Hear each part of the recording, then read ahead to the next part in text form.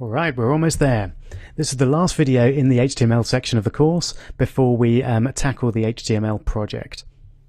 And it's a very short and simple one. I'm going to show you how to embed content from another page into your web page. It's very simple. We use something called an IFrame. So we open an IFrame tag, and just like with an image tag, we have to give the browser a source to work from. So I'm going to use the hello world.html file that I created back at the beginning as my source, and that's our iframe tag, and we're going to close the iframe tag like that. Okay, let's see what that does. Save, refresh, there we go. So it puts it in a nice little box for you, and you can see the content of that page there. Now this is exactly how you get things like YouTube videos into your web page as well. Unfortunately, if we try and do that here, it won't work because you're running this file, just as I am, on your local computer. So if we try and put a YouTube video in, how might we do that? If I go to YouTube and just find...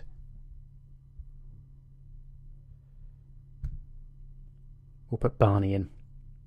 So you'll notice down in the sharing area of YouTube, you may not have been there before, but there's an embed link. And look at that. I'll just pause that. It's an iframe. It's an iframe with a certain width and a height, and the source is the YouTube video that you're trying to put in. So let's select that and just see what happens. So if I try and embed an iframe, if I refresh that, sadly we've got a sad face because we're using what's called a local version of this file. So it's on the file protocol, not the actual web, not the HTTP protocol. That's why we can't get an iframe here. So I'm going to show you a way of doing it, and it's quite a handy way of getting a website online very quickly. I run an organization called Code School, where we run coding clubs for young people in the summer, and as part of that, we've got a Code School site creator, and basically that allows you to put any HTML into our system and then run it and see what it looks like straight away. So I'm going to log in with an account I created earlier. It's test@test.com, and the password is test, so you're welcome to use that one yourself if you like. And there we go. So it's a very simple site. All it is a big box where you can put your code, and then you can click a link to see what that looks like. Now this is actually using a system called Bootstrap, which we look at later on in the course. It's a great framework to build a website in, but we're not that interested in doing that for the moment. So what I'll do is I'll get rid of all of these things I don't need. So I've just got my titles and descriptions and other bits and pieces in there. I don't need anything else, and I'll get rid of everything inside the body tags as well, because I'm not interested in any of that for now.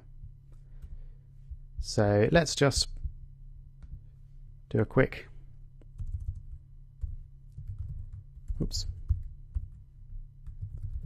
bit of test text to make sure that works. Now it should update automatically, don't have to save it or anything. There we go, that's great. So it just updates straight away, and you can refresh that page to see how it looks. So let's now try and put in this iframe code from YouTube. So just run through what it's actually doing. We've got an iframe, it's setting a width and a height, and it's got a source URL of the YouTube embed video. And it's got a bit more information on it as well, we don't really need to worry about. There's going to be no border, and it's going to allow the YouTube video to go full screen. Okay, so now if we refresh that, there it is. We've got a YouTube video hidden in our website. Fantastic. Now, onto the project.